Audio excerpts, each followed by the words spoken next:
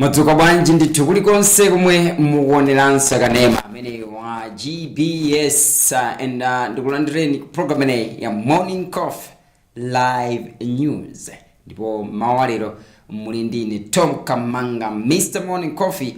Leronso ndithu pa 23 February 2026. Mwansangala komanso ndithu yayi mozichepetsa ndiyambikirenso mzanga amene nthawi ndi nthawi ndithu timakhala kulawirira limodzi. Yesu kubweranso kuno kuti yayi tizathenso ndithu kutsekula kanema ndi program imeneyi Romeo Khazika umeneko kumakina. Yes, amene akuonetsetsa kuti yayi zonse zikhalenso ndithu yayi zikuyamba bwino monga mmene zambira chonchi. Ndi pangenso recognize ena amene mukutitsatiranso kudzeranso ndithu ma online platforms athu monga GBS Your Family TV Facebook page komanso GBS Malawi YouTube channel. Iyayi inonso ndithu zindikirani kuti ndifokondwa kuti muliso pamenepo kulitsatira mawalero. Nkhani ndithu ndi zambiri zomwe ndazi konzekeretsa kuti ndikugawireni mprogram imeneyi potengeranso kuti tingochoka ku weekend kumwe kunachitikanso kwachitika zambiri. Yes, nde nchofunikira kuti mawalero lolemba kukhala lolemba mutsatirenso kuti kodi kunjaku ndithu kwa gwanji kunachitika zotani. Yes, and tisaiwale kuti this week it's very important week whereby aliyense maso ndithu akuyang'ana lachisanu pamene we are expecting kuti nduna ya zachuma ikaonekerenso ndithu bwalo mmene makamaka ku nyumba imene ya malamulo kukachita ndithu presenter ndondomeko ya zachuma ya 2026-2027. Yes, so ndi tsiku ndi wiki imene Yesu yopambana zedi. And kukambanso nkhani za masewero kuno ku Malawi taonanso timu imene ya FCB Nyasa Big Bullets kukhalanso akaswiri Kaseo Challenge Cup. Yes, apogoitsa timu imene ya Goshen City Dedza Dynamos 2-1. Bullets ndithu ya mwana wankaka weekend yapitayi. Tikapitanso kumangalande taonanso timu imene ya Arsenal usiku wapitawo ndithu kuchita zinthu zodabwitsa kwambiri tikudziwa kuti masewera ndithu Monster 9 amene yasewera ndithu mbuyomo sinachite bwino. timu imeneyi zinapereka chiopsezo kuti nkutheka kuti chikhochi nkusemphana nacho. Komano usiku wathawu agonjetsa timu imeneyi ya Tottenham Hotspurs ndi zigoli zinayi kwa chimodzi. Victor Gyökeres komanso Ezi Ebimerek ndi amene anachinya ndithu zigoli ziwiri onse kuti apereke chipambano ku timu imene ya Arsenal. Nkhani ndi zambiri inu khala pamenepo tango yambabe mawali kungokamba za nyengo ziona kuti yayi ndithu kunjaku wacha mwadzuwa padakalipa ndithu dzuwa ndithu latuluka kuno kulilongwe. Ndikumaganiza kuti mwina nthawi zino ndithu ndikumona ngati itsolende to 8 kumaliyayi and to 7 chifukwa dzuwa ndithu khanga latuluka ndithu mwamsanga zedi. Yes, tione kuti pa Time 360 Malawi ndi pa online platform yathu yoyambirira kuti tione kuti kuli nkhani zotani kumeneko. Tione kuti front page ya the Daily Times newspaper ili nkhani zotani tsiku la lero. Pamene pandithu pali nkhani zambiri kuti AG challenges make court action. Yeah, pakuteno ndithu kuti Attorney General ndithu yayi iye ndithu wakachita challenge make court action. Yeah, so that's it. MCTU backs on 95% wage hike. Yes, one kuti ndithu amene ndithu amati Malawi Congress of Trade Union MCTU amene ndithu yayi akufunanso ndithu akhangata kugwirizana ndi maganizo amene ndithu alipo padakalipano kuti yayi pakufunika ndithu ma salaries akwere ndi 95% mulingana ndithu ndi zachuma momwe zikuyeneranso komanso kukwera mtengo kwa zinthu zosiyanasiyana mdziko lino. So zimenezi zikukhala kuti Malawi kukhala moyo ofinyika kwambiri polinga kuti ndalama yomwe akulandira sikukwana ndithu yayi kukhalitsa kumafika kuti yayi kumakafika mbatwendi chakuti ndithu ku mathend. Yeah, so moyo ukhala kuvuta. So iwo ndithu MCTU akuti yayi iwonso ndithu akufunitsitsa kuti malipiro atakwera ndi 95%. Yes, and tionenso ndithu nkhani zina pa police loosen security at MRA. Yeah, nkhani kesa pa ikutera pamenepo FDI pledges jump 112%. Yankani imene bonso ndithu ya imutu ankani ukutero. And as apapada kalipa ndeti kuzina kuti umuso ndimene kuonekera front page ya the Daily Times newspaper. Yes, kukamba ndithu lelo pa 23 February lolemba ndithu tsiku lake. Yes, tioneso ni back page yake iso ninkhani zotani pamene pa poor income shakes farm as Castel Cup final grosses 95%. Is this true? Considering with the outcome of I can just say the turn up of the people, yes, who came to watch this match. I don't think it is really it is resonating with the money that they are saying they have grossed out of that match. 95 million kwacha. Yepa mene stadium inaonekera manja. Tikamona zituzi nditu chabwino kwa anthu Messi ndinapite kunapita anthu ambiri kumanena kuti ya 95 million kwacha ndi mene yapezeka somehow mwina ndithu kumanena kuti yayi zikukhala mwanji pamene pa komabe that's it ziona kuti yayi ndrama ndithu zapezeka zocheperapo pamenepo nkhanga kuti masewera anakachitikira ndithu pa Silver Stadium Bullets ndi Silver kakumana pamenepo nkumapanga ndrama zimenezi mwina tikuzopanga understand kuti yayi ka Silver Stadium ngachanka kang'ono pakamuzi timaona ndi imakafika ndi 100 something ndrama zomwe zimakhazi kupangidwa ndithu magate komabe anyway that's it. Farm to introduce reserve teams league. I think imene iso ndithu ndi nkhani yabwino pautenga kuti ma reserve ntaiza mbiti maona ndithu kusewera nawo mipikisano ngati farm no should be FDH Bank Cup amasewera nawo so zimenezi zinakhanga zinabwetsa ndithu mavuto makumpira athu ku Malawi and now ma teams ajanaba kususpend kuti asemasewere nawo so that means now awapangira ndithu ya league yao awapangira so ndithu nawonso tikunena kuti league yao kuti azisewera amene amali team ya kuti munaso nawonso ndithu ndi bali imodzi kuti akuzokhala active and mwina nkhaniso kuti ma scouting ma teams sazivutika kuti yayi azipanga beef ma squad yao ya so ndikhani sangatsa imeneyi NAM defends Mvula's inclusion in Queen's should be provisional squad. Yeah, so nkhani inaso kutero pamenepo. Chilobwe United plants trees at Sochi Mountain. Ya tidzale ndithu mitengo nizofunikira kwambiri malinganaso ndi mavuto akusintha kwa nyengo. Yes, anthu tikhale patsogolo kudzala mitengo. Ndimafunsa nthawi zambiri kuti iya pala anthu ena ake even kuwafunsa kuti munadzala kontengo mmoyo mwanu akuzana kuti sanadzaleko. Yeah, kumano ndi achievement kenaka kumane kuti iya mtengo mukuona pa uzipatso zomwe mukudya pa ndinadzala ndine. Yeah, pala anthu ena ake kuti they have never achieved anything in life. Kuma kungona be mtengo kuti iya mtengo yes anadzala ndi akuti. Otakhala munthu wetsopano unachokapo unapita kwina kwake. Yeah, still more you live your kumene kwako ndithu your legacy kuti iya mtengo anadzala tunda ujetu. Ona yeah so mkumbali imene yonse tikuzoona kuti zikuchitiranso bwino.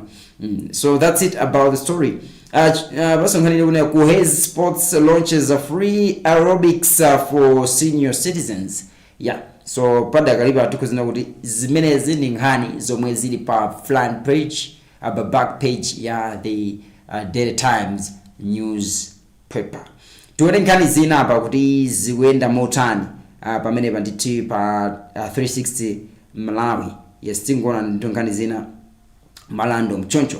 Malawi Union of Savings and Credit Cooperatives, MUSCO, has 8 savings and credit cooperatives, SACCOs across the country to develop strong financial strategic plans to ensure the growth and sustainability of their operations. MUSCO Head of Finance and Administration Kingsley Mulewa made the remarks during the annual general meeting of Dwasco SACCO in Kotagota district, which was held under the theme Stronger Together Building Financial Structures. Yeah, so nkana ndithu pamenepo inkomarero. Basa kuti mvula ya mphepo komanso ya matalala yaononga mbewu zosiyana-siyana monga chimanga ndi foja mdera la mfumu yaikulu Malenga boma la Nchise. Malinga ndi mlembe wa komiti yoona za ngozi zogwa mwadzidzidzi mderali Margaret Kagwabanda. Yes, mvulayi yomwe yagwa masana a dzulo ndithu akuganizira kuti yaononga minda ya anthu opitirira makumi atatu. Makumi atatu, that's 90. 90. Should be 30. 30. Makumi 30. Ndikuti anthu 30 ndithu minda yawo yaonongeka. Mfumu yaikulu Malenga yati izi zikhudza ndithu kudzetsa chiopsezo cha njala kamba kuti maanja ambiri alephera kukolola zochuluka. So ndai zina ndithu yayi anthu tikumatha kuchita ndithu ulimi bwino kuona kuti yayi zikhanga kuti yayi watilola chaka chimenecho koma mwina ndithu zotsama kumakhala mavuto akugwa ngozi ogwa mwazizizi mene zikumabwera malingana ndi kusintha kwa nyengo. So zimenezi ndi sometimes timanena kuti it's very inevitable kuti mwina we can avoid them. I think nzovutirapo komabe tikupeza kuti mulungu ndithu apezebe njira zokuti tebe ndithu kutonthoza maanja amene ndithu akhudzidwa. Gideon Maya yemwe ali ndi zaka 8 koma ndi wa ulumali akusowa ndithu thandizo la njinga komanso zipangizo zina kuti azigwiritsa ntchito popita ku sukulu. Yes, mayi ake akulu omwe akukhala naye Margaret Kambanje ati makolo ake amaya anamwalira ndithu ali wang'ono Kambanje ati iwo kupeza kwawo nkovutikira zimene zikupangitsa kuti Gideon achedwe kuyamba sukulu kamba kosowa zomuyenereza. Yes, Gideon amachokera mmudzi wa Chingowo Mchinzungu chitibi Chinguza ku Machinga ndipo omwe akufuna ndithu kuthandiza akhoza ndithu kuimba telephone number yake yomwe ili pansi ndithu pa nkhani imene ili pa Time 360 Malawi ndi mukhoza ndithu kuona. It seems kuti banja ano ndithu kufuna ndithu thandizo chokera kwa Malawi mwana ndithu wa zaka 8 pansi nkumeneyo sana yambe ngakhale sukulu klasi yoyambirira primary imene stand 1 just because kuti ali ndi ulumali alibe zinthu zomuyenereza. Nde tikhoza ndithu kuthandiza kuchita okufuna kwabwino kuti mwana amene ndithu nayenso maphunziro ake asasokonekere. Wachiwiri kwa mtsogoleri wa chipani cha DPP mchigawo chakummawa Bright Msaka ati ali ndi chikhulupiriro kuti oyimira chipanichi mu chisankho chachibwereza achita bwino. Iwo ayankhula izi ku ward ya Chanda komwe chipanichi chimakhazikitsa ntchito yomema anthu kuzavotera kansala wa chipanichi William Mutipa pa chisankho cha pa 17 March. Iwo ati Mutipa ali ndi kuthekera kukwaniritsa masomphenya a Peter Mutharika obweretsa zitukuko zosiyana. Yes, mawu ake Mutipa potengera kuti mbuyomu anakhalaponso kansala iye ali kale ndi ukadaulo otumikira anthu akuderali. Nkhani zake zina zikutero tu pamenepo. Zikutero ndithu pamenepo nkhani zina. Tionebe ndithu nkhani zosiyana kuti zikuti motani pa Time 360 Malawi pamene ndithu tikuona nkhani zosiyana pamenepo. Apanso ndithu tione nkhani ina apa ikunena kuti tidakalipa ndithu pa Times 360 Malawi. Mneneri Albert Angel wa mdziko la Zimbabwe wati atsogoleri a dziko omwe salemekeza aneneri sapita patsogolo pa chilichonse. Amayankhula izi ndithu tsiku lomwe amasangalala ndithu kubadwa kwa Shepherd Bushiri paphwando limene ndithu amasangalala kubadwa kwa Shepherd Bushiri ndithu weekend yapitayi mu mzinda wa Lilongwe. Albert Angel anapereka ndithu chitsanzo choti anakumanako ndi mtsogoleri wakale wa dziko lino Lazarus Chakwera mdziko la America ndipo anakambirana zokhudza kulemekeza mneneri Bushiri. iwo anatsindika zokhudza kumangidwa kwa mneneri Bushiri ndipo mkazi wake omwe akuti mu ulamuliro wa MCP Bushiri anali akabwerebwere ku mabwalo a milandu. Iye anapitiliza kunena kuti zomwe anakambirana nazo sizinanunke kanthu ndipo mneneri Bushiri anapitiliza kulowa ndithu ku mabwalo a milandu zomwe wati nchifukwa chake boma la MCP silikanapitilira ndithu nkhani yotero.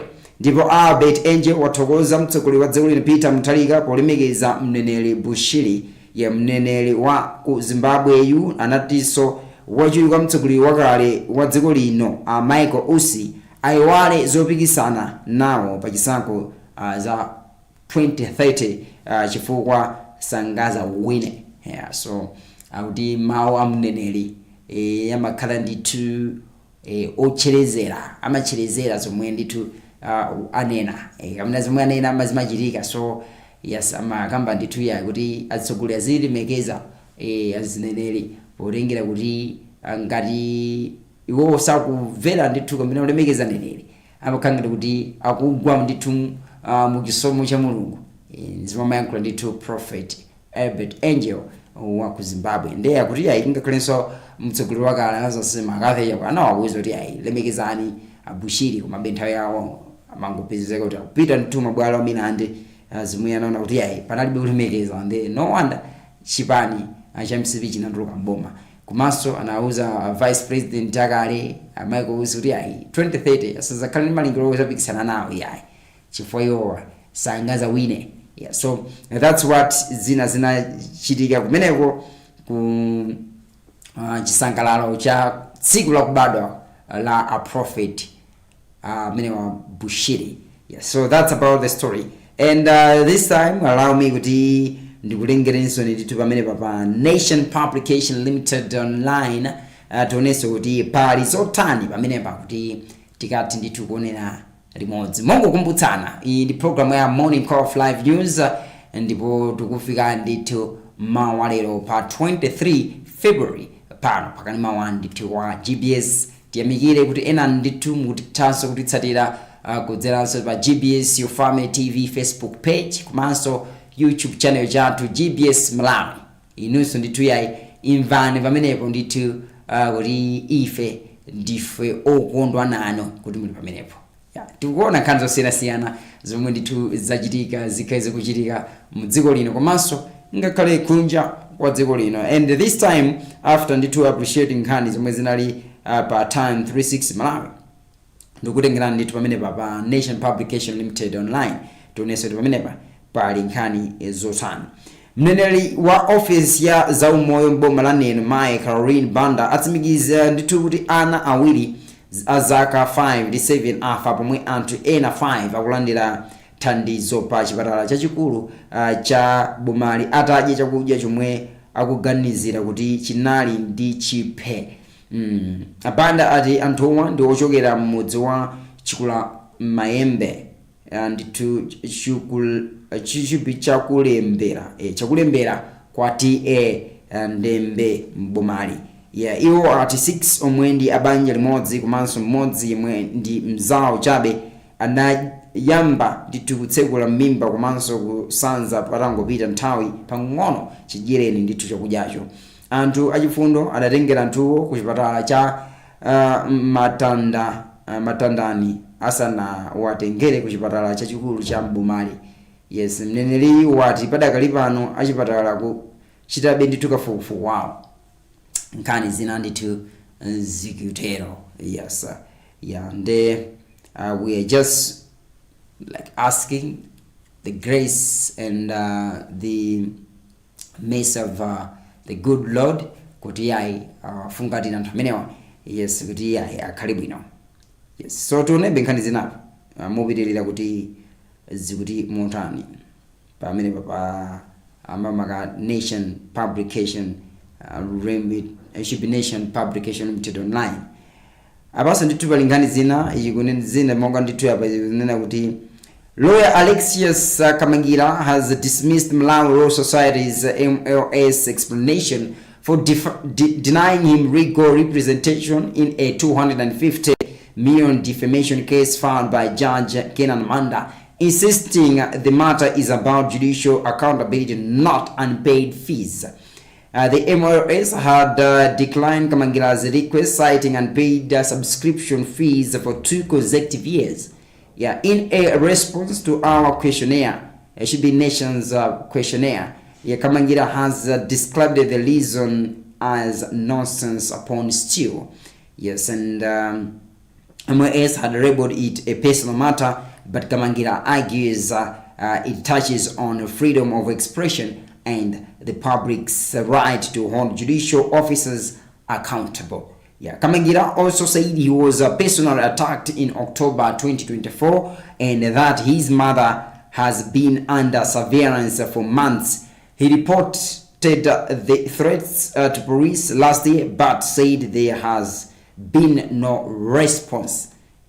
So nkane yagende to ndimene pakati pa lawyer amene tunenda Alexius Kamangira amene padakalipa ali kunja kwa dziko lino komano most pano panditu nthawi ndi nthawi kumabwera nditu pa tsamba lawo la Facebook kukamba nditu za corruption, allegations amene nditu ali now kuza corruption ku mabwano azamilande. So zimene ziso nditu yayi zikanga tukuso pana kuti paliso nkhani pa mlando omwe nawonso nditu yayi uwenda kuno. So anapempha nditu Malawi Rural Society buringati wali kunja kwa dziko lino tiyayi tadimbireni pa mlando umenewo. Kumano zikanga kuti yayi Malawi Rural Society sana tenditu ku landira pempho lawo buringa kuti yayi kuti pali maishu zena sana malipira nditu license yawo ya uloya zingati zimenezo. So nkhani yake nditu kangara kuti ukangata ku nditu at least ngata kuti akangata ku lozana yalabe pakati pa Malawi Rural Society ndi Alexius Kamangira. So nkhani yake nditi iutero. So tikupirira kuona nkhani zosiyana zomwe zili pa menepa maganditi pa Nation Limited Limited online. So Nation Publication Limited online pa minute. Rumpi Central Constituency parliamentary aspirant Yemia Jahana has failed to submit nomination papers for the forthcoming by-election despite being among 6 contenders who corrected the forms from the Malawi Electoral Commission MEC. Rumpi Central Constituency returning officer Joyce Banda confirmed that by the official closing time of 4 p.m. yesterday, Jahana had not represented his papers. He had been scheduled to file them at 8:30 a.m. And she added that all efforts to reach Jahana to establish the reasons for his absence were unsuccessful as he was not answering calls. According to the MEC calendar, February 21 was designated for the submission of nomination papers ahead of March 17 by-elections. The 5 contenders who successfully filed their nomination papers are Alan McDonwell Chidumba. Nkandawire. This one is for MCP. Lise Nkosi Kamwendo, Independent. Matthews Mtumbuka, UTM. Moira Waita Nkandawire, DPP. And Mbazare Nyilenda Ford. So nkani yake to ikutero. Pa menepo. I remember kuti tinaona ndituri amene wa Yemia Jahana join Ashbani cha Democratic Progressive Party DPP and number so the time nema panga nditupoyamirira pa 16 elections, general elections. Of course it was another constituency. You wana Yemia Ashbani chimene cha afford kuma uyono ripa ma by elections amene wanditu amene yakuchitika nditu ku pada kalipa nditu kumene kuti ku Rumpi Central Constituency affordana anali nditu ndi candidate wawo amene amona kuti akhala kuhimira pa chisankho chimenechi zimafika choncho. So apart from that tiona sapapaso DPP liso ndi candidate wake amene akangati kuti wayimiraso ku constituency imene. So somehow we know kuti afford and DPP waliso mgwirizano komanso Yeremia Chana na John Chimani ya DPP. No wonder mwina we can see kuti he did not submit nomination paper yao figure tsiku la dzulo lumene linalilo malizira kulandira ma nominations by election imene ikwenera ndithu ichitika pa 17 March kumene ku Rumpi Central constituency. So nkhani yake ndithu ikwenda mwachoncho, and zikhoza kuti ndi mbali imodzi kuti I have to respect the party because the party has already someone who's representing it on this by election. So I think nkhani yake zikhoza khala ndithu mwachoncho kumabe I'm just arranging. Yes, this is arranging kumano nkhani yake ndithu ikwenda mwachoncho. Yes, tuone ndithu kuti nkhani zinapa zikuti motani ndiona kuti town ndithu ikanga kuti ikuyenda mothamanga kwambiri neso ndithu ndichitenso zimenezi mothamanga kwambiri ncholinga kuti pamapeti pasonse ndithu tikupatsireni nkhani zomwe ifuna kukonzekeretsani program ineyi. Minister of Transport and Public Works Japi Muhango has aided Rumpi District Council to manage the Constituency Development Fund CDF responsibly, ensuring it drives redevelopment in the district. Speaking at a consultative meeting on consolidated constituency development plans, Muhango stressed the need for accountability. Yes, Rumpi East MP Flores Shapiro Kimbi warned against floating procurement rules, including inflating construction material costs, which can delay projects and compromise quality. Yes, Senior Chief Mwankunikira called for closer collaboration between the council and local committees to improve project implementation. Yeah, so tumbala CDF ndithu linafufuma zedi padakali pano kuchoka pa 200 million, and now it is now at 5 should be 200 billion, and now it is at 500 billion. Yeah, so because nditumba ndithu lodzala ndalama. Yeah, so nkhani yake ndithu pakhale prudence pa nkhani yakagwiritsidwa ntchito ndithu pa ndalama zimenezi anthu asangozigwiritsa ntchito ndithu mosaganizira bwinobwino. Pali ndithu zitukuko zambiri zomwe zikuyenera kuti zichitike. Yes, nkhani ya zipatala zing'ono ndithu ma constituencies masukulu ma projects ma bridge zinkhani zimenezo zikuyenera kuti misewu ina ndithu ya ma location kumeneyo. Yeah, so ndama yake ndimene. So we believe kuti that's the message what the Minister of Transport and Public Works Japi Muhango is trying to relay makamaka ndithu to the makamaka government MDA I should say ku ma constituencies kumanso ma local councils amene ndithu akugwira ntchito imeneyi kuti akugwira ntchito limodzi kuti ndalama zimene zithandizira ndithu Malawi powapatsa zitukuko zomwe zikufunika ndithu zikhalepo. Yeah, so that's about the story, and mene pandithu tionenso ndithu nkhani zina makamaka zomwe tili nazo komano tisanatero ndimafuna kuti tingoonanso ndithu tisanapumule tingoonanso nkhani imeneyi ikunena kuti magulu awiri omenyera ufulu wa Amalawi adzudzula ndithu mchitidwe wogwiritsa ntchito masamba amchezo ponyazitsa ena makamaka ndithu pa nkhani zomwe sizinafufuzidwe moyenera. Yes, magulu Malawi First ndi concerned the citizens of Malawi analankhula ndithu izi ndithu mu mzinda wa Lilongwe weekend yapitayi pa msonkhano wa atolankhani kutsatira mphekesera zoti akuluakulu ena mboma kuphatikizapo majaji akukhudzidwa ndi nkhani za katangale. Yeah, mtsogoleri wa gulu la Malawi First Bon Kalindo ati kufalitsa nkhani zomwe sizidafufuzidwe mokwanira kumabweretsa mpungwepungwe. Yes, komanso kumaononga mbiri za anthu omwe mwina ngosalawa. Yeah, so naye mtsogoleri wa Concerned Citizens Edward Kambanje ati nthawi zambiri mchitidwe wotere umachititsa kuti boma lizilipira ndithu anthu ndalama za nkhaninkhani likatengera za masamba amchezo kumanga onededwa awo. Yeah, nkhani zake ndithu zikutero. Then mangfoti ngopumulira pang'ono, then I'll be back with more news stories. Stay tuned.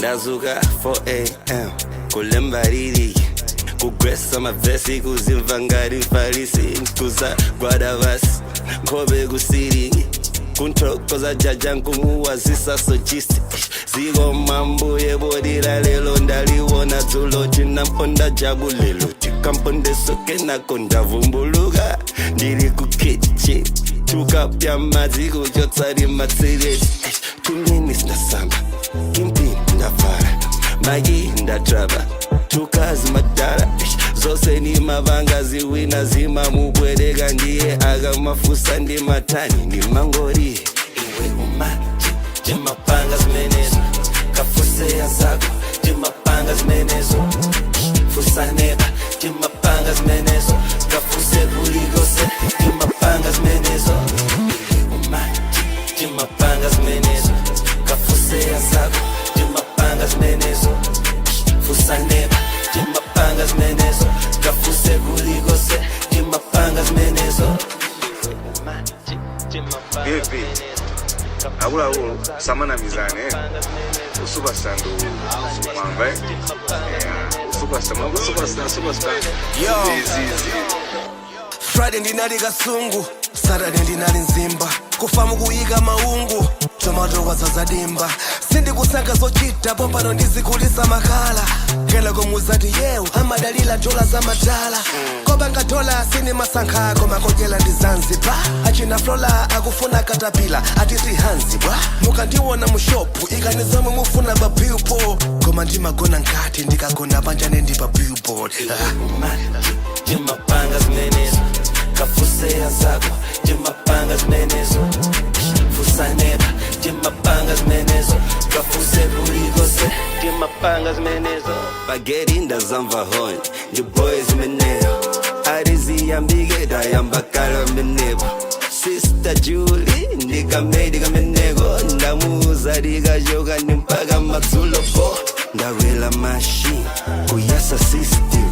ndafaka ijayo amatukokokoko kenako ndalandilako pali maseri 4 atata ulele yachifolo vale kushow iwe umati timapanga zimenezo kafuseya zako timapanga zimenezo fusaneba timapanga zimenezo kafuse kuligose timapanga zimenezo iwe umati timapanga zimenezo kafuseya zako timapanga zimenezo fusaneba timapanga zimenezo kafuse kuligose timapanga zimenezo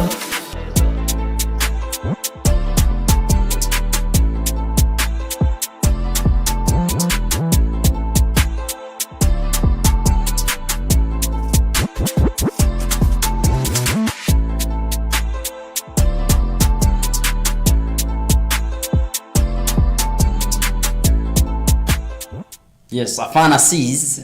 Yeah, kuimba nditu mothandizana ndi Gwamba. Amati auti landlord wa hip hop kuno Malawi. Uli timapanga zimenezo. Chani timapanga zimenezo. Kungotisangalatsa katika ma program ine ya morning calf live news. Tizikalanto nditu ozikhulupirira. We should not have low self-esteem. Mazo anda low self-esteem sabanga zintu moyo.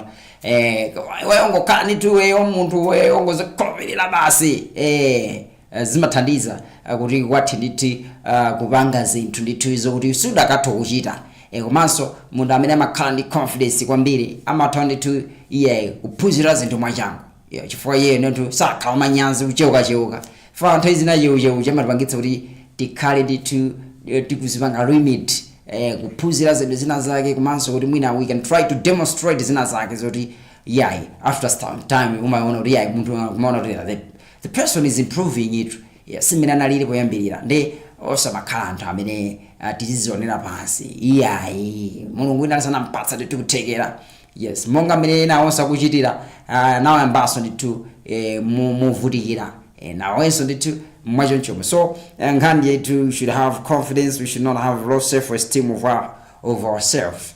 No, sizoenera yai. Tuonebe nditu nkhani zosiyana and now I should take you through Zodiac Online. Tuonese pamene kuli pali zotani nkhani zomwe tikhozanso nditu gawana katika ma program imeneyi. A Muslim organization, Faizani Global Relief Foundation, FGRF, has encouraged beneficiaries of relief food to promote education in their families in order to completely eliminate hunger. Speaking during the distribution of food items to 4,000 families in Choro Tava yesterday, head of FGRF in Africa, Muhammad Usman Mandani, said that education transforms lives of people. And on her part, Member of Parliament for the area, Mary Tom Navicha, who is the Minister of Gender, Disability and Social Welfare, said more than half of the population in her constituency is facing food challenges due to back-to-back cyclone which rocked the area. So an 83-year-old beneficiary, James Makwila, from Chimbeta village in Traditional Authority, Nkwetemure, thanked FGRF for the assistance, saying he has been struggling to get food. So nkane ndimene mapuziro amasinta moyo omuntu ngakhale ntena makakuziyiriyayi kuchita bwino simaphuziroka komano kuchita bwino kuti tizizukuona mmagawo angapo for munthu amene alophunzira sitingamangona nkhani zachuma zokha komanso nkachidwe ka zinthu umakhala umvetsetsa mwa yangu umatha ndithu kuthandizira ndithu zinthu zosiyanasiyana za dziko for munthu umakhala ndi understanding yabwino, so that understanding ndikuchita bwino.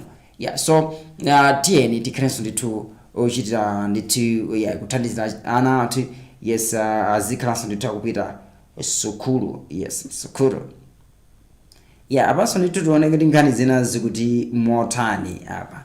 Wachituka mtsogoleri wa chipani cha DPP chigawo chakummawa a Bright Msaka ali chipani ichi chimambana mdera onse atatu omwe mukuchitika chisankho chapadera mchigawo cha pa 7 muchigawo chi pa 17 March 2026. Nkhani imene ndithu tinaiona ndithu kuti that's what the message has been echoed during msonkhano umene alipo ndithu last weekend. As chipani chimene cha DPP chikukonzekeranso kuti chipange ndithu field ma councillor ni ma MP musankho chisankho chachibwereza chimwe chikhalipo pa 17 March kuti wandithu they are very very optimistic kuti ma candidate awo achite bwino makamaka pa chisankho chimenechi. Nde tionenso nkhani zina apa kuti zikuti motani kumano this time ndithu tili pamene pa Zodiac Online ndi pamene tikutenga nkhani zimenezi. Nkhani imene ikhale yomaliza kena kuti pireso ndithu GBS Newsroom tione kumene konse kuti kuli nkhani zotani mawa omeneyo. The Construction Industry Regulatory Authority (CIRA) has emphasized the need for stronger enforcement of construction standards to ensure infrastructure in disaster-prone districts is durable and climate resilient. Chief Executive Officer for CIRA, Gerard Konje, said the authority is concerned with the quality of some structures being erected, stressing that adherence to professional standards is not optional. He said that infrastructure must be designed to withstand harsh weather conditions and serve communities for a longer time, especially in districts vulnerable to natural disasters. Nkomando pamene bande tipidenso ndithu pa GBS Online tionenso ndithu should be GBS Newsroom tionenso meneyo kuli nkhani zotani zomwe tikhozanso kugawana makamaka mawa umenewo mawa ndithu pa 23 mawa pa 23 tione kuti pali nkhani zotani pamenepo.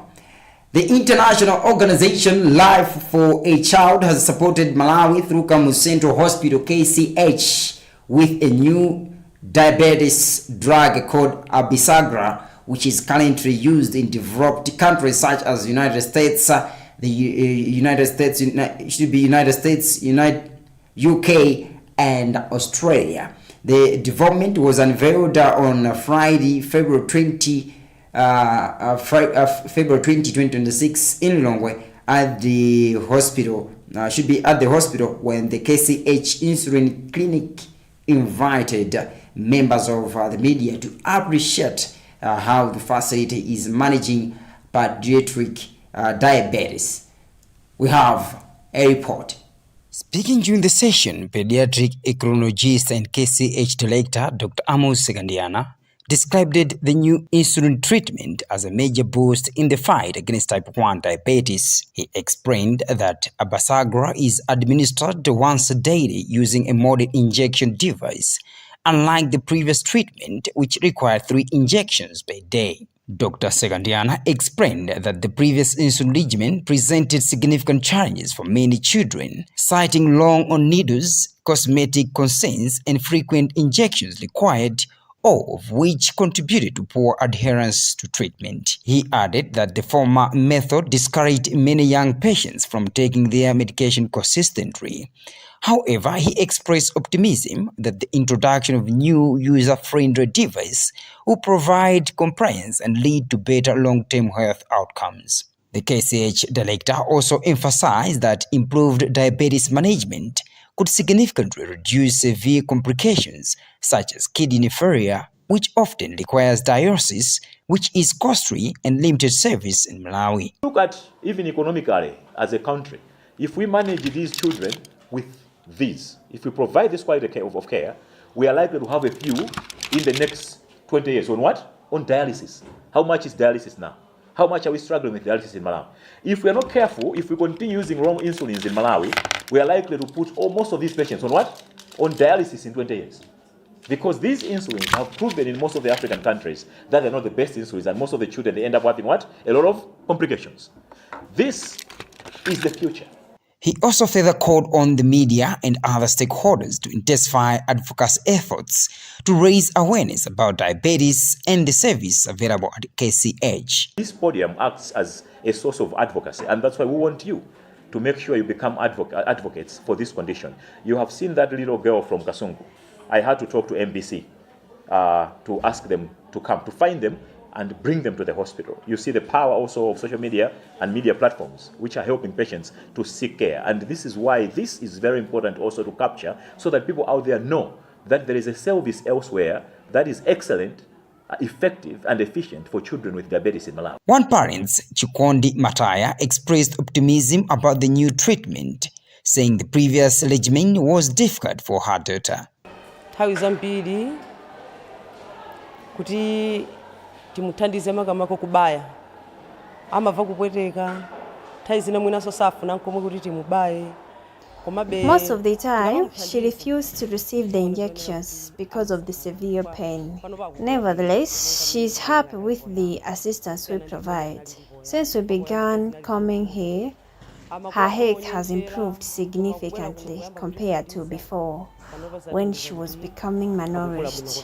Currently, diabetes treatment services are being offered in all tertiary facilities and district hospitals across Malawi. However, KCH plans to engage the Ministry of Health and donor partners to expand access to Abasagra to more health facilities nationwide, as the treatment is being provided free of charge. Since signing a memorandum of understanding with Life for Child last November, Malawi has received enough supplies of the drug to last 5 years. The program targets patients from birth up to 25 years of age, ensuring sustained support for young people living with diabetes across the country. Tukubirira benditu nikhani zathu zomwe tili nazo ndithu katikati mwa program ya Morning Coffee Live News, and mafuna ndithu tipite kunkhani yathu yotsalira komano zikona yoti mwina ndithu yatalikirabe pang'ono ndeti ngubwerabe ndithu ku online kuja tionenso ndithu mwina kunkhani zomwe ndithu tili nazo be pamenepo, and tione this time pa Malawi 24 kuti pamenepa ndithu paliso zotani kenako tikukonzekeraso tione kuti nkhani yinaso mbwetu fatu pereke kuchoka ku GPS Newsroom kuti ndiyotani kena tionenso nkhani za msangulutso kenako timali nkhani za masewelo za masewelo. Yes, anthu kumati yayi za masewelo zo ndithu yayi mufunike be ndithu tupatsirebe za chitika. Yeah, so that's it. And pa Malawi 24 pamenepa pali ndithu nkhani zochulukirapo, and mwina tingopita ku nkhani imene ikuyambira imene ikunena kuti pamene tayamba sabata yatsopano chidwi cha Malawi chibwererenso ku nyumba ya malamulo komwe mawa lolemba sana zokambirana zikhale ndithu yayi zikupitirira. Sabata yangopitayi kunali ndithu nkhani zitatu zomwe zinamanga nthenje. Yoyamba nkukhala ya yemwe akuyenera kukhala ndi ulamuliro waukulu pa ndalama zachitukuko cha madera pakati pa aphungu a nyumbayi kapena ndithu makhansala. Yes, nkhani inadzetsa ndithu kugawanika kwa aphungu pomwe ena akuona kuti ndikoyenera zikhale m'manja mwawo pamene ena akuti ayi zikhale mmene bwalo la milandu linagamulira kuti izi ndi za makhansala. Sabata imeneyi tikhale ndithu yayi tikhale anthu fe tikuona ngati nkhani ndithu ingapitirire kapena ayi. Yes, nkhani yachiwiri ndi ya chitumwa chomwe chinapezeka ndithu mnyumbayi. Iso ndithu inadzetsa zokambirana zambiri lachisanu lapitali, ndipo pofika ndithu yayi lero palibe yemwe wadziwika kuti ndi mwini wake wakatunduyo.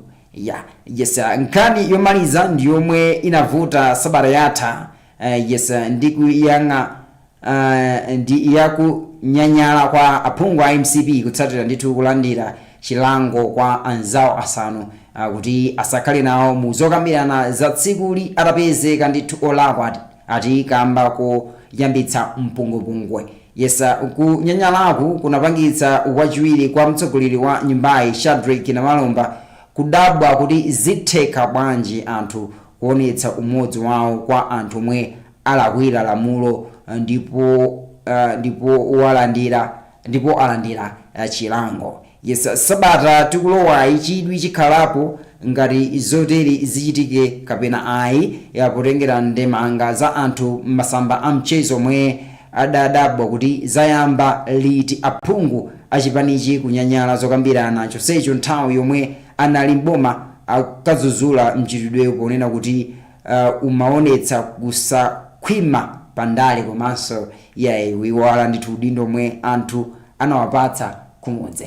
So I love the story. Yes, I love the story. Yes, nimene ndithu yalembedwera kuti sabata yatha ndithu kunyumba malamulo kunachitika ndithu zambiri nkhani zitatu zomwe zinali kumeneko kwambiri tiwamba ndithu ya CDF imene inali ngati private member bill. I don't think kuti it was a private member bill. I don't think kuti this week ikoze kukaibwererabe kumabe tikhaiti kuona kuti zikhalabe zikuyenda motani. Komanso nkhani yachiwiri ndithu ndiyokhudzana ndi makamaka Friday. Yes, ndithu Friday inapangidwa wrap up ndithu ndi nkhani imene yachitumwa kuti mphungu wina ndithu akupanga tumwa mwe sikinadziwika kuti munthu wake ndani. Yes, ngakhale sipika wa nyumba ya malamulo anakamba kuti Sulemani kuti munthu wake wachimenechi akufunira ndithu abwere asachitenge komanso anthu musamalowe nyumbayi ndi zinthu zimenezo zopuma chifukwa chonena kuti muli anthu ena opemphera mmenewo. So kunachitika ndithu zinthu ngati zimenezi. Komanso tukambanso nkhani yokhudzananso ndithu kunyanyala kwa aphungu a chipani chotsutsa chimene cha Malawi Congress anatuluka ndithu pamene aphungu anzawo gulu lina Edson Mkaka. Yes, Steve Malondera komanso ena ndena anapatsidwa chilango kuti atuluke mnyumbayi chifukwa at that time magetsi atazima anapeza kuti anakhala masiti ena akuti siyawo. So chifukwa choti akhala masiti ena akuti siyawo nde zinakhanga kuti analandira chilango for kuti it was one way of kuphwanya malamulo mnyumbayi. So atatero then in solidarity all the NCP parliamentarians walk out of the chamber. Zinachitika hicho ndithu Friday and this week. Yes, we're going to see Lolemba pamene zikhalasana masana zikhale motani komanso akhalapengana lakisana pamene nduna ya zachuma ikhalenso kapanga present budget ya 2026-2027 kunyumba imene ya malamulo. So and week ndithu yozochitika zosiyanasiyana ku nyumba imene ya malamulo. Tupiteso ndithu nkhani zina zomwe tili nazo makamaka ku GBS News mkonkuja atione nkhani yotsatira apa kenako izaonenso nkhani za msangulutso kuti zikuti motani maga pamene tikupita ndi program yathu imene ya GBS Your Family Morning Coffee Live News. Yes, amid a sharp rise in fuel and electricity prices up by 43% and 12% respectively, 265 Energy Executive Philip White and Corporate Energy Advisor Adupere Madura have unveiled a renewable solar energy initiative aimed at cushioning Malawians' business and the corporate sector from escalating energy costs.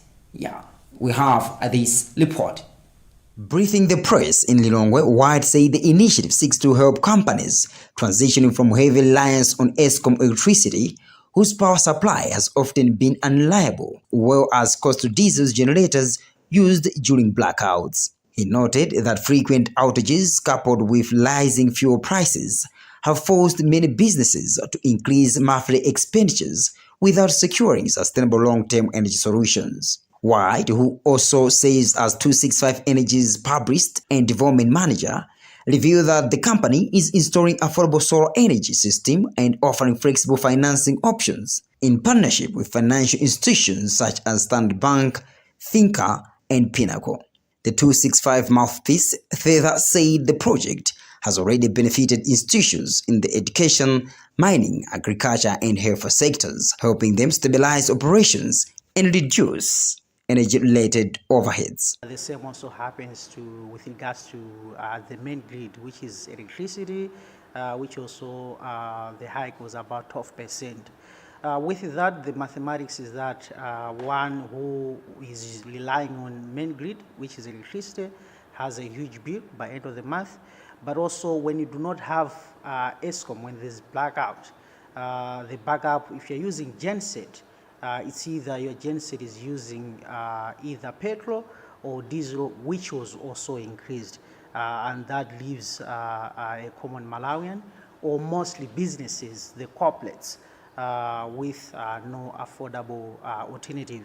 Representing beneficiaries, Med Health Limited Acting Manager Benson Chisulo commended the flexible payment arrangements and liable after-sales support provided by 265 Energy. Chisulo said the company responds promptly to technical faults, ensuring uninterrupted operations and improved service delivery. I think one thing that stands out is that they are able to even give after-sale support, whereby if there is a technical need or technical support from them, immediately once we report to them, they are able to come in and assist so that there is no interruption to our services. Meanwhile, 265 Energy Commercial Officer Adupere Mandula announced a 6-day amnesty program for ordinary customers in response to prevailing fuel prices and national grid tariff hikes. The initiative, which ran from February to April, will allow customers to purchase selected solar products at last year's prices, easing the financial burden during the current economic climate. Madura said the amnesty program reflects the company's commitment to supporting households and businesses as Malawi. Yes, tuneso kani za msangulutso kuti zili motani as we're still proceeding with the program Morning Coffee Live News here on your family TV GBS and ngani za msangulutso and tipange check pamene watote kuti per time should be Zodiac Online. What are we having on the entertainment? Yeah, akuti blacks akuti tsopano akuita kumali okay, he's just talking about Castel ibongetse bash yomwe inachitika after the match final between FCB Nyasa Big Blitz and Goshen City Dedza Dynamos. Kunachitika nditu bash meneko people nditu nasangalala and jump ma speaker ndo imbo senasiyana ngati Black Missionaries amene limeneko Joe Icons analiso kumeneko yes kukambasa amene nditu chowekise pixe analiso kumeneko so kunali nditu uyimbo uchuluka amene nditi anasangalatsa anthu panga uyimba mamaka anthu ajawe masupikala ndi kunali zochitika kumeneko and fuka papa ndituga ndione nkhani zimakuperekedwa ma updates ndi mwina mpovula kuti tikathe nditu kupereka nditu kuti muna mutsatilika bwinobwino madziwa kuti ma-update amabwera ngati kuti zapompopompa you have to know kuti pauchiti event ikuyenda motani kwa anthu ena amene sanapite pa event ku event iko zimathandiza kuti akhoza ndithu kutsatira kuti event iyo ndithu imenda motani netu ngonabe ndithu nkhani za msangulutso kuti kwina konso ndithu zili motani and this time ndapita ndithu pamene pa Nation Publication Limited online kuti tione kuti pamene pa nkhani za msangulutso zikutinso motani pamenepa. Yes, pamene pa ndithu I'm trying to see kuti nkhani za msangulutso zikuti motani.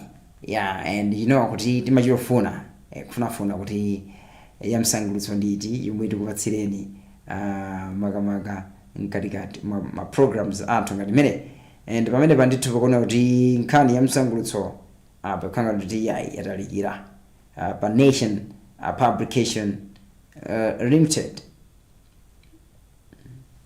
Yeah, ndimaona ngati pamene patitipeza pamenepa kumano zikhanga kuti palibe pamene pa Nation Publication Limited online. Tipirenso ndithu tipange check pamene pandithu pa Times 360 Malawi nkhani za msangulutso kuti pamene panso ndithu zikuti bwanji pamenepa. Yes, pamene panso ndithu I'm trying to tuone kuti nkhani za msangulutso zikuyendanso motani pamenepa. Yes, and tudzoti weekend kunachitika ndithu kwambiri bash imeneyi and we are afraid kuti mwina tikhoza kuona nkhani yokuti TI yokuti kulemba mokhazikika. Maybe anyway we have this one. It says anthu okonda zinjoyi yes okhala mboma la Mulanje ndi madera ozungulira akhala ndithu akukwangula mwezi wa chikondi wa February ndi phwando la msangulutso lomwe lakonzedwa ndi Cock. Yes, should be Cock and Bottle ndipo liliko loweruka pa 28 ya monga mwezi omwe anthu ambiri amakhala akuonetsa chikondi kwa wina ndi mzake. A Sylvester Ndelema yes omwe ndi mmodzi mwa akonzi aphwandoli ati nkoyenera kumaliza mweziwu ndi zochitika zomwe zingabweretse anthu pamodzi monga magame zakudya zokumwa komanso oyimba. Yes, Ndelema atiwo aitana ndithu katswiri woyimba nyimbo za malavu Teddy McCarty kuti azatsogolera ndithu kumbali ya mayimbidwe ndipo akulengeza mayina a oyimba ena mkati mwa sabata ino. Yes, akakhala ndithu koyamba mchaka chino kuti Teddy McCarty ayimbe mbomali. Yeah, so nganake ndimeneyo ndithu kuti kumene kosa ndithu kuna kuti kukhala zabwino kumlanje kukwangula ndithu mwezi wa February ndi zochitika zomwe zikhalenso ndithu zochitika pa tsiku limenelo. Yes, and baso ndithu tione kuti nkhani zina ndithu zikuti motani za msangulutso. Yes, makamaka abati ndi akakompa pa Time 360 Malawi tingoona nkhani ikunena kuti Kobe Barracks Community Day Secondary School CDSS football team and Zomba Urban Secondary netball team are champions of FDH Southern East Education Division Seed Cup after winning their final games played at Zomba Stadium. Kobe beat Mangochi-based Eagles Private Secondary School 5-4 on penalties, while Zomba Urban beat Namisonga CDSS 28-8 baskets. The two champions have since qualified for the national phase of the competition to be played in Lilongwe, the capital city. Seed Chief Secondary School Management Officer Lydia Nyilenda said a tight competition amongst the teams shows their good players that only needs to to be monitored. So that's about the story. And tuoneso kuti pankani zina pasatani mawakaza masewero zamasewero nditu zikwanga kuti zilipo zochulukirapo. Yes, pamene pa Nation Publication should be pamene pa ndithu pa pamene pa tsamba limene la Times 360 Malawi. Yes, apaso ndithu pali nkhani imene kunena kuti mfumu ya mzinda Blantyre Isaac Jomo Osman wauza khonsolo yace kuti ikonze msewu opita ku stadium pomwe ikukonza zomalizitsa ntchito yomanga stadium oyi. Yes, Jomo wanena izi pa masewero ampira wa miyendo omwe ndithu umachitika pa bwalo la zamasewero la Nchewu. Yes, ndithu dzulo ndi tsiku lomaliza masewero a mpira wa miyendo kuchitika pa Nchewu stadium kufikira ntchito yomanga stadium itatha malingana ndi chiletso kuchokera ku unduna ona za maboma ang'ono. Yes, so nkhaneke ndithu ikutero pamenepo. Timu ya Mafco FC yalepherana ndi timu ya Caps United pa masewero opimana mphamvu posachinyana ndi chigoli chilichonse pa masewero omwe anali pa bwalo la masewero la Champions kumponera mboma la Dowa. Awa anali masewero achitatu omwe timu ya Caps United yochokera ndi mdziko la Zimbabwe yasewera ndi mdziko ndipo pa masewero awo awiri onse oyambirira anagolitsa timu ya Silver Strikers. Mau ake mphunzitsi wa Caps United Tekshua Chilangwi wati masewero amene asewera mdziko lino awathandizira ndithu kukonzekera bwino ya mu masewero a ligi ya mdziko la Kwinaku. Sonkhani kutero na yeso mphunzitsi wa timu ya Mafco wayimikira anyamata ake kamba kumenya mpira opamwamba yese pa masewero opimana mphamvu yes Mafco yes yapanga ndithu draw ndi timu ya Caps ya Zimbabwe.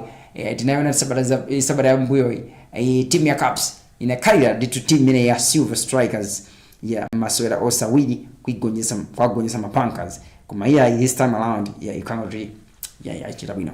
Fast improving Chisomo Taulo and Season Pato Dukalo have won Blantyre Open Squad tournament at Blantyre Sports Club. In the men's A division, Taulo emerged winner after he defeated veteran James Madewere 3-1, whereas Dukalo won the ladies' accolade when he beat youthful Carmen Chipunga 2-1. Frank Mariko won the men's B division, while James Chapugira won Plate A. Osman Nick got Plate B crown. Yes, Squash Malawi President Edward Chilima said they organized the tournament to mark the start of the season. Yeah, so the 3-day tournament attracted 42 players, including 8 ladies. Yeah, hapa tipite kunkhani zinabe zomwe zili pamenepa. Tottenham Hotspurs yaphetsa chigulu cha aganyu ochuluka amene amaionera ndithu Arsenal mu kodi pamene yaswedwa 4-1 kuti Gunners azitsogola ndi 5 points pa chiwongolero mu Premier League. Zigoli ziwiri za Ebimelek Enze yes pa 32 komanso pa 60 komanso ziwiri za Victor Gyökeres pa 60 ndi pa 90 plus 3 ndi zomwe zamangitsa aganyu kugona ongo tsonya chijulo chotimba pa khosi chokanikitsa kumeza madzi chitafufuma ndi msumano yes ndi msunamo yes and Rando Koro mwani wa Tottenham anakwanitsa ndithu kumwetsa chake chopuputira msozi kuyika masewero wa pa 1-1 pa mphindi ya 34 and koma Spurs inakanika kumalizitsa masewero ovuta pakwawo. Yes, masewero ena River yagonjetsa Tottenham should be Nottingham Forest 1-0 kudzera Mark Elista kumapeto pa 90 plus 7 kuti Liverpool ifike pa number 6 pamene Fulham yapha ndi Sunderland 3-1 komanso Crystal Palace kupambana 1-0 pa Wolves.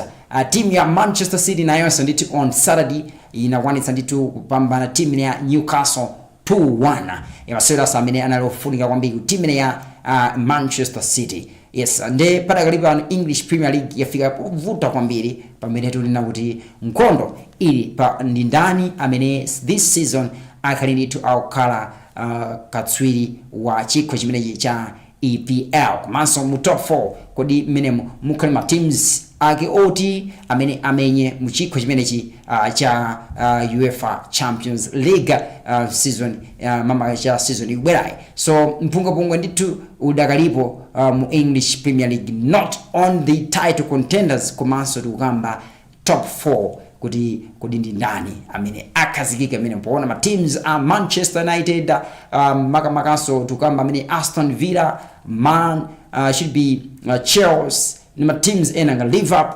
akuyang'anabe kuti yayi nawonso ndi season imene akhali ndi tiya ali mu top 4 kuti zawo ziyende ku Champions League yomwe kubwerayi.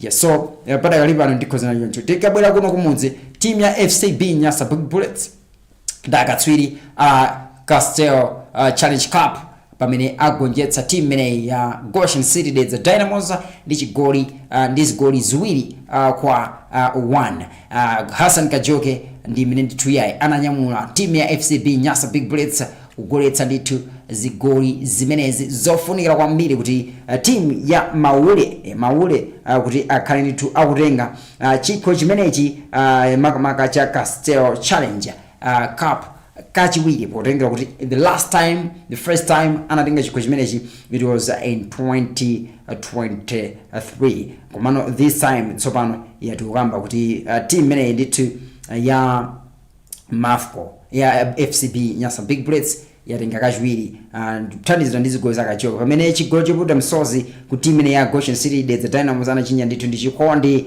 Mbeta. Yes, amene yayi anakhanga kuti ogoletsa team imene ya Goshen City Dedza Dynamos. And pada kali pano tulinda kuti Bullets this season yachoka ndithu yamaliza ndi zikho ziwiri tukamba chikho cha Airtel top 8 komanso tukamba imene ibongetse Castel Challenge Cup.